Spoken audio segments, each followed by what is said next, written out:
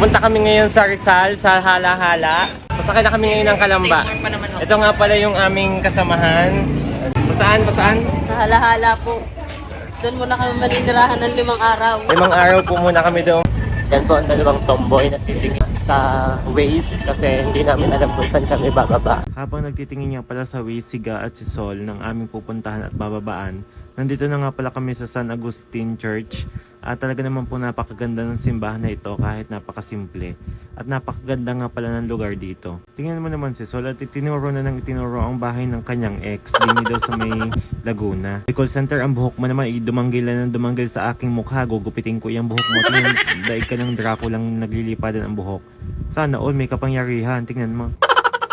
Sa ngayon ay binabagtas na namin ang daan dito sa Victoria, Laguna at kung makikita nyo ay napakagandang bulubundukin at talaga namang hindi nawawala ang aking camera sa ganda ng view. At sa ganitong kainit nga ng aming pagbiyahe ay talaga namang hindi mawawala ang pagka-boring namin sa isa't isa. Kaya naman ito ang ginawa namin. Nagsandalan kami ni call center at talagang ngalay na ang aming katawan sa biyahe. Napasulyap nga pala ako din sa aking kaliwang banda at nakita ko ay napakalawak na tubig na arit. Hindi ko alam kung ilog baga o kanal. Nung may nagbibigay po ng sobre, inantok silang dalawa. Diba? Inantok din po siga. Bakla, tukod yung pera ko. Kulang ka, lagyan mo na. Ang dami din ganyan eh. Ayan po, mabait na tao. Tukod lang ho ang pera ko. Tama na ang piso. Kahit na light lang, bakla, idamay mo na kami sa pagbigay mo. Tres. Dahil ikaw lang ang may pera sa amin. Oh, nagpirong hayop ka naman. Sarap mo na yan.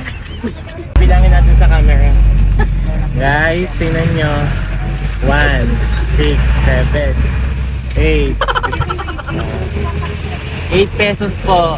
Dapat po maging mabuting ehemplo po tayo sa na bilang Pilipino. Sorry po.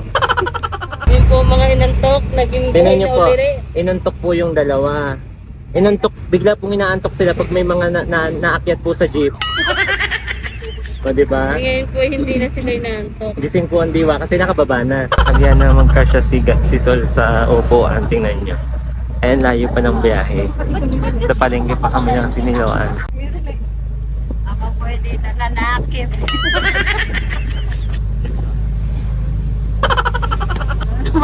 Yung bente, suklit ko. Kunin ko na po yung bente. Nanguha. 34 na lang po yung pamasahe.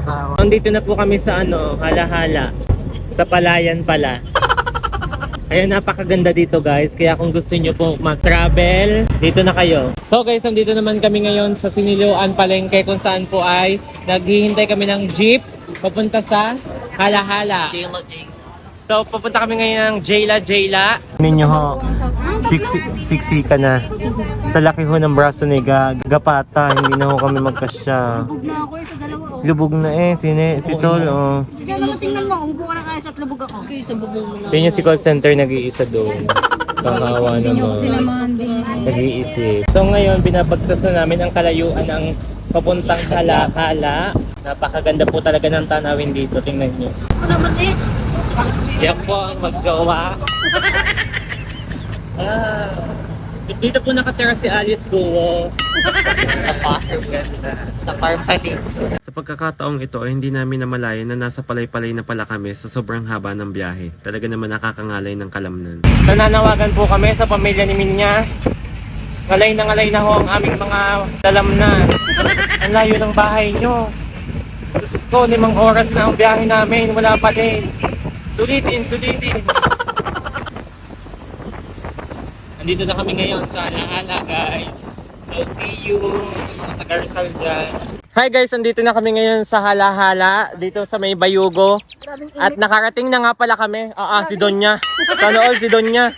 Nakarating na kami, awa naman ng may kapala ay ligtas dahil 5 oras lang naman kami sa biyahe. Tingnan nyo, talpog na ang mukha bago pa makarating sa bahay ni Ate Duna. Guys, ang sakit sa wet po. Talaga naman. Ang sakit sa wet po. Ang aking kabilang pisngi ng wet po ay tabingina. Tabingin na eh. Tingnan mo. Ba't rin? Mayayaman talaga. Lahat may shades eh. Bahagad kaya natin si Doris sa Kalabaw. Tingnan nyo, ang galing ng baka. May puti at may itim. Sisi yan. Sisi. Shih Tzu. Nandito kami ngayon, tingnan nyo, oh, sa Palayan. Nasa Palayan kami, oh. Ang ganda. Ayan guys, ang buong Gora Lips po ay nandito na ngayon sa Halahala. At yan po, ngayon po lang sila nakadaong din eh. Takot-takot ang banasa sa Sa sasakyan. mahigit 5 oras po silang nagbiyahe at gayon din po kami. Uuwi gano'n si Michael. Bukas ba? O, di ba? Napakadami. Dinumog po ang kasalan ni Rica Jane. Oh. At ito ako.